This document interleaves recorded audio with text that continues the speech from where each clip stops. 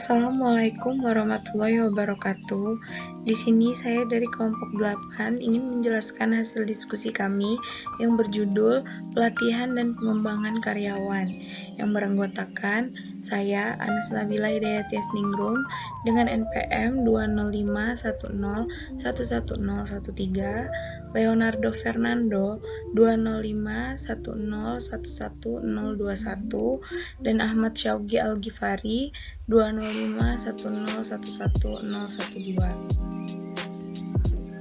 Yang pertama, pengertian pelatihan dan pengembangan karyawan dan jenis-jenisnya. Ada banyak sekali pengertian pelatihan dan pengembangan karyawan menurut para ahli. Yang pertama, William G. Scott mendefinisikan pelatihan sebagai sebuah kegiatan yang bertujuan mengembangkan pemimpin untuk mencapai keefektifan pekerjaan individual yang besar dan hubungan antar pribadi dalam organisasi yang lebih baik, serta menyesuaikan pemimpin dalam konteks seluruh lingkungannya. Yang kedua, Andrew E. Sikula menurutnya, pelatihan karyawan adalah suatu proses pendidikan jangka pendek menggunakan prosedur sistematis dan terorganisir di mana personal non-manajerial mempelajari kemampuan dan pengetahuan teknis untuk tujuan tertentu. Yang ketiga, Undang-Undang Nomor 13 Tahun 2003 tentang Ketenagakerjaan juga mencantumkan definisi pelatihan kerja, yaitu keseluruhan kegiatan untuk memberi, memperoleh, meningkatkan, serta mengembangkan kompetensi kerja, produktivitas, disiplin, sikap, dan etos kerja pada tingkat keterampilan dan keahlian tertentu, sesuai dengan jenjang dan kualifikasi jabatan atau pekerjaan. Pengembangan karyawan menjadi faktor utama untuk retensi karyawan di tempat kerja, terutama saat ini, di mana angkatan kerja didominasi oleh generasi milenial. Metode-metode populer dalam pengembangan karyawan yang digunakan perusahaan mencakup program-program pelatihan dan pengembangan kepemimpinan. Pengembangan karyawan merupakan investasi bagi perusahaan. Investasi ini berdampak pada keterlibatan dan produktivitas karyawan, yang pada akhirnya akan meningkatkan kesuksesan perusahaan. Selanjutnya ada perbedaan antara pelatihan dan pengembangan karyawan. Pelatihan karyawan lebih dimaksudkan untuk meningkatkan penguasaan keahlian karyawan atas pekerjaan tertentu dan yang dia lakukan saat ini. Sementara pengembangan karyawan lebih pada penyiapan dirinya untuk menguasai keahlian baru karena akan memegang pekerjaan berbeda dan biasanya menuntut tanggung jawab lebih besar. Seperti yang diungkapkan oleh Syarifuddin, pelatihan lebih diarahkan pada peningkatan kemampuan dan keahlian sumber daya manusia perusahaan berkaitan dengan jabatan atau fungsi yang menjadi tanggung jawabnya saat ini. Sasarannya adalah tercapainya peningkatan kinerja individu dalam jabatan atau fungsinya saat ini tersebut. Sedangkan pengembangan karyawan sifatnya lebih formal.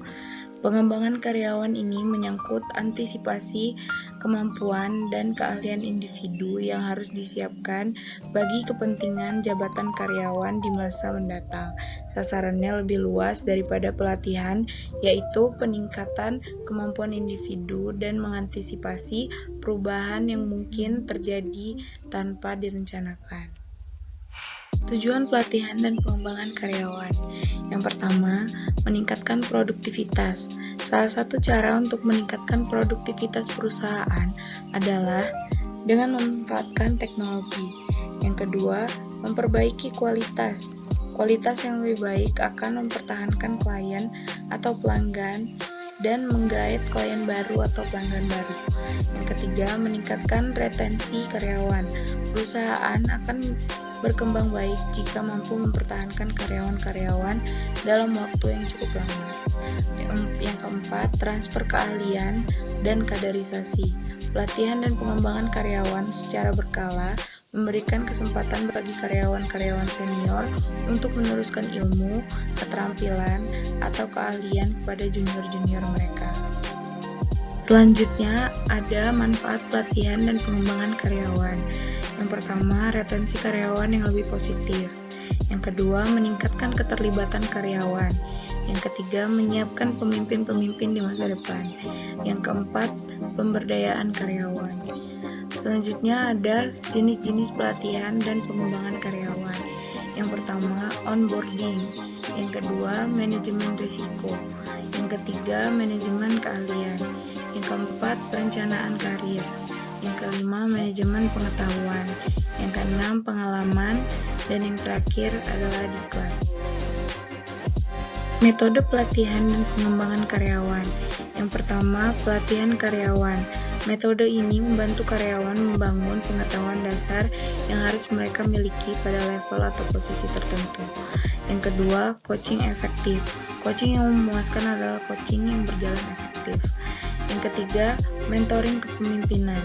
Dengan mentoring, karyawan akan lebih terbantu untuk melihat dampak dari perilakunya, memunculkan rasa tanggung jawab pribadi, dan kemudian berkomitmen untuk membuat perubahan positif. Contoh program pelatihan dan pengembangan karyawan. Perusahaan besar yang patut dicontoh dalam program pelatihan dan pengembangan karyawannya adalah Amazon. Perusahaan e-commerce ini memperkerjakan lebih dari 245.000 karyawan di seluruh dunia. Mereka tawarkan kepada karyawan pelatihan intensif dan program kepemimpinan selama sebulan sebelum karyawan mulai dipekerjakan. Tidak hanya itu, 95% uang kuliah karyawan dilunasi, khusus untuk mempelajari bidang-bidang yang dibutuhkan di Amazon. Sebuah virtual contact center pun memberikan pelatihan kepada karyawan untuk bekerja dari rumah. Alasan Amazon melakukan semua ini, mereka ingin karyawan mereka menjadi pemilik Amazon sejak hari pertama bekerja. Mereka melatih karyawan untuk mengambil kepemilikan atas produk dan layanan yang berdampak pada jutaan pelanggan. Hal ini juga ternyata membantu karyawan dalam merintis karir di Amazon. Yang terakhir ada evaluasi pelatihan dan pengembangan karyawan. Yang pertama ada tahap reaksi. Evaluasi dalam tahap ini bertujuan mencari tahu seberapa penting program pelatihan dan pengembangan yang telah diajukan bagi karyawan. Yang kedua, ada tahap pembelajaran. Tahap evaluasi ini berupaya menggali informasi bagaimana karyawan bisa meningkatkan keahlian, sikap, pengetahuan, kepercayaan diri, dan komitmen mereka dalam melakukan pekerjaan dari program pelatihan dan pengembangan yang diikuti. Yang ketiga, ada tahap perilaku. Evaluasi akan melihat seberapa jauh karyawan mengaplikasi hasil program pelatihan dan pengembangan karyawan yang mereka ikuti ke dalam pekerjaan sehari-hari di tempat kerja. Yang keempat, tahap hasil. Hasil yang diukur adalah pencapaian individu masing-masing karyawan dan pencapaian perusahaan secara keseluruhan. Sekian presentasi dari saya. Wassalamualaikum warahmatullahi wabarakatuh.